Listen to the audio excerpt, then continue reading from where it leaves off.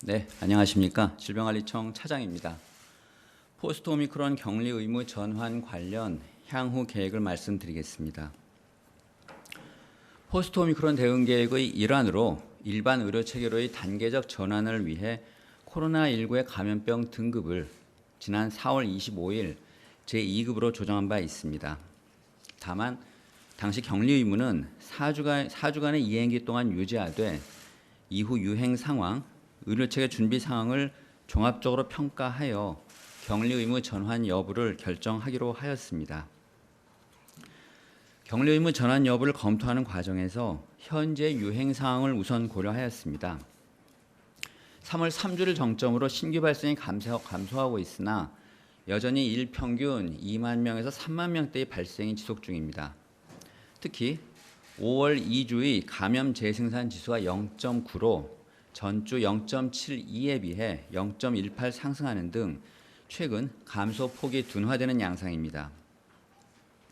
전염력이 높은 신규 변이인 BA.2.12.1이 미국에서, BA.4, BA.5가 남아공에서 각각 확산되고 있는 상황으로 우리나라에서도 BA.2.12.1 19건, BA.4 1건, BA.5 2건이 발견되었습니다. 신규 변이는 기존 백신의 효과 저하, 면역 회피 가능성 등으로 확산 시 재유행 요인으로 작용할 가능성이 있습니다. 질병청에서는 향후 유행 양상에 대해서도 예측을 실시했습니다.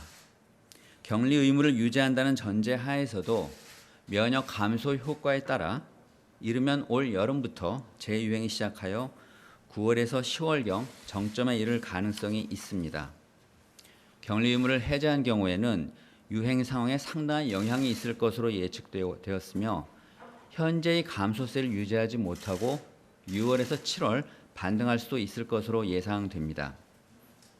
격리 의무를 유지하는 경우와 비교해 볼 때 격리 준수율이 50%일 경우에는 1.7배, 전혀 준수하지 않을 경우에는 확진자가 최대 4.5배 이상 추가 발생하는 것으로 예측됩니다. 한편 국내 다른 연구진의 예측 결과에서도 확진자가 격리 의무를 이행하지 않을 경우 유행 감소세가 둔화하다가 반등세로 전환하는 그런 결과가 도출되었습니다. 이러한 결과를 고려할 때 격리 의무 해제는 재유행 시기를 앞당기거나 그 정점을 높이는 영향이 있을 것으로 판단됩니다. 해외 사례를 살펴보면 아직 상당수의 국가가 격리 의무를 유지하고 있고 우리나라의 신규 확진자 발생률 등이 주요국에 비해 여전히 높은 상황인 점도 고려하였습니다. 현재 의료체계 준비 상황도 의료기관 감염관리 체계 보강 등 준비에 좀 더 시간이 필요한 것으로 판단하고 있습니다. 한편 격리 의무 전환 여부를 위해 감염병 위기관리 전문위원회를 통해 전문가들의 의견을 수렴한 결과 전문가들도 현 시점에서는 격리 의무 유지가 필요하다는 의견이 다수였습니다. 격리 의무를 해제할 경우에 확진자 증가 가능성, 여전히 높은 코로나19의 치명률, 신규 변이의 위험성 등을 주된 사유로 제시하였습니다.